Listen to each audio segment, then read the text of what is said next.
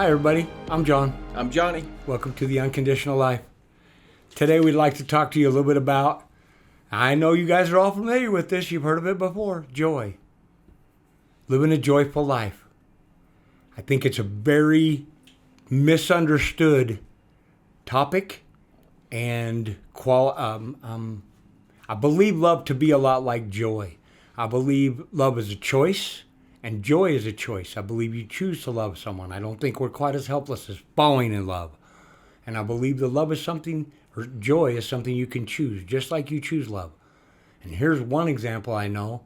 I have an aunt that if anybody in this world could be mad at God and angry at life and not joyful, it would be her. She has had more aneurysms and her brain, just more medical things go wrong with her in the last few years than anybody could ever have imagined still being alive.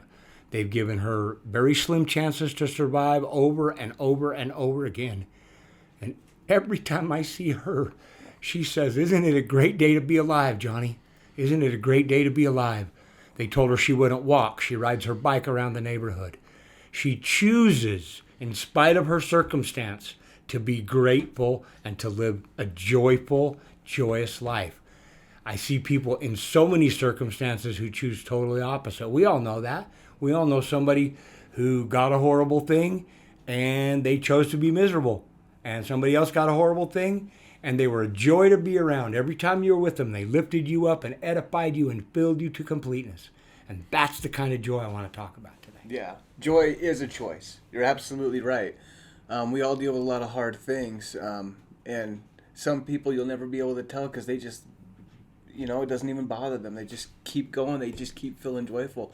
The reason why it's so important to choose to become at joy from a position of choice is because deep down in our core, it's like you were saying, your joy is a definition of love for you. It's free love. It's joyful. That's also, like I've said many times, who we are truly. Is love down to our very core. So by that math, if you're a math person, if love is joy and we are love, we are joy. So if we are joy, that means when we're making joyful choices or choosing to express or experience joy, that's us being a little bit more of ourselves. That's us digging down deep and finding who we really are. Look, it says it, even if you are a religious person, it says it all throughout scriptures and stuff like that, that we are here to experience joy. It's written, no matter what religion you belong to, that's part of what's believed, is that we're here for joy. And so if that's what we're here for, then that's really down in our hearts is truly who we are. We've been sent here or we chose to come here, or we're here, however you decide to define that, to express that joy amongst each other. And to do it from a position of choice. Not to just wait for something really good to happen to experience that part of you, but to experience that part of you, in a sense, create those things to happen in your life. We think about it backwards. We think that because things happen, it creates our joy. What people don't know is it's the exact opposite. It's the way we are that creates the events that happen to us in our life. Or at least the perception of what's going on in our lives, which ultimately perception is reality. Amen to that. I think we've heard so many times that attitude is everything, an attitude of gratitude, looking at things joyfully. I have a very good friend I've known most of my life, probably the ultimate pessimist that I've ever known. It doesn't matter what you do or say, he will always see the problem. Always. I've known him most of my life. We're friendly. His nickname said, I won't say anything, but he's just a very negative person. Always pessimistic, and he's hard to be around. And I have another friend who has had very similar circumstance, and he's totally the opposite. This dude never caught a break in his whole freaking life.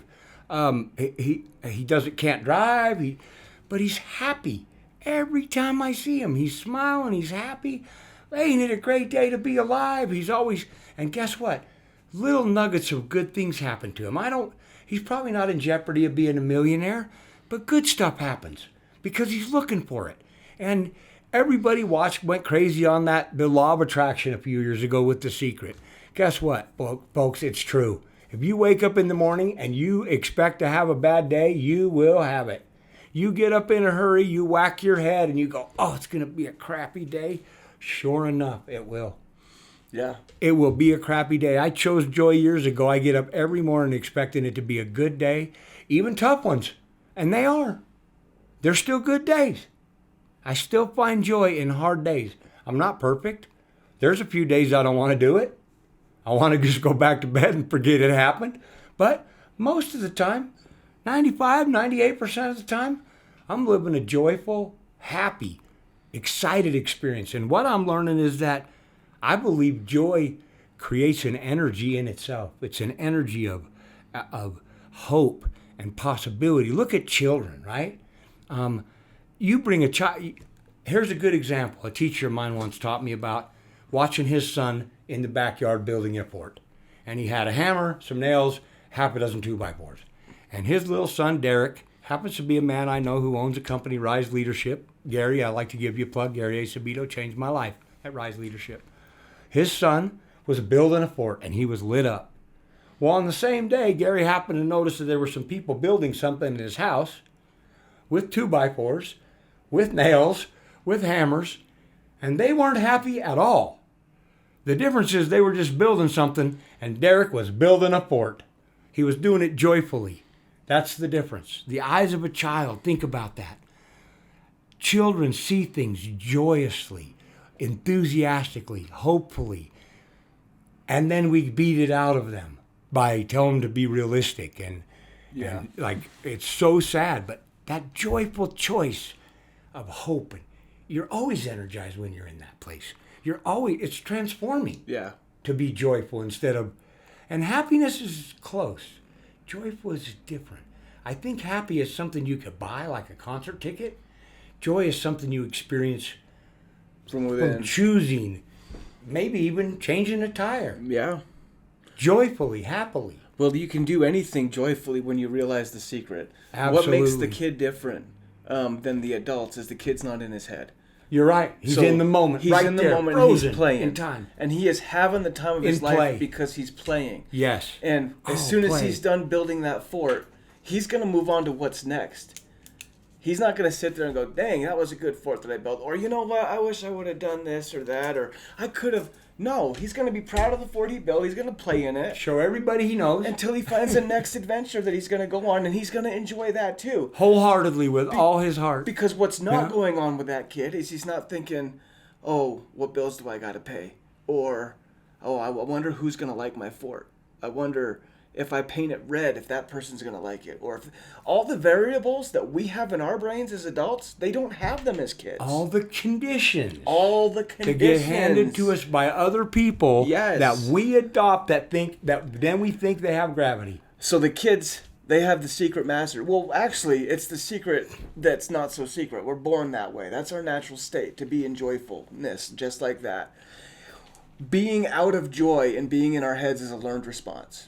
It's something we grew up learning, and we've been told that we have to put away childish things when we get to a certain age. Well, the one thing I hope we don't put away is the ability to be in that moment like the kid is. Because when you're in the moment, John, nothing else matters. The real big happy moments you've had in your life, birth of a child, marriage, some celebration at work. One thing that all those have in common is that you were fully in those moments because something was happening. That's why we remember them. Yeah, and nothing else existed. You weren't thinking about other things when those things were happening. So if we can figure out a way to be in the moment and realize what's happening us, you don't realize how many joyful things are actually happening all around you all the time. And you can be in a state of play just like a kid as an adult. Go to work, you can still be in a state of play. You can still be on an adventure. No matter what you're doing, you can be on an adventure. Absolutely. And that's what creates the joy.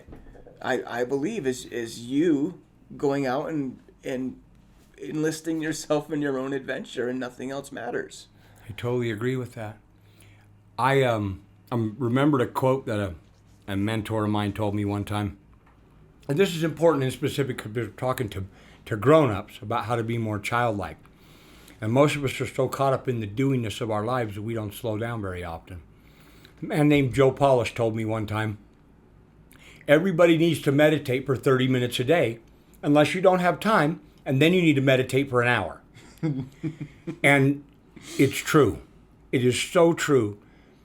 I believe that the number one reason most of us fail to find joy in our lives is because we have forgotten even what it means. Even when was the last time that you did something for the first time just for the heck of it? Just, you called up a friend and said, dude, we've never done this thing before, let's go do it. Just to have fun. Just to breathe some joy into our lives. Most of us never get what we want out of life because we never define what it is. We never define what it is. Kids know what they want. They want to have fun. It's got to have a capital F-U in it. Lots of fun. Let's try that more in our lives. Breathe joy into your life. Maybe take a practice. I had to do mini meditations 30, 40 seconds at a time to get to 5 minutes. But now that I'm at 12, 13 minutes, it's transforming my life because I'm finding those times when I can make the choice to choose joy by being in that love that's in my heart. Meditation is as complicated as you make it. It's about finding a flat spot in your heart where you can breathe and go there. That's it. When a thought comes in, just say, let it flow and go back to that flat spot of you.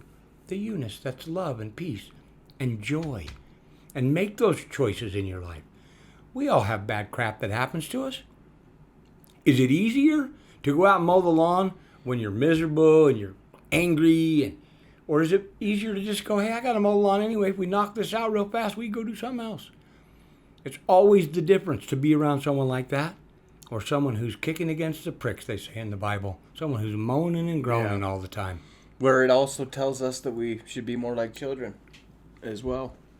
Great wisdom in that because a child doesn't care about X, Y, and Z. They just care about A, B, and C right in front of them right now.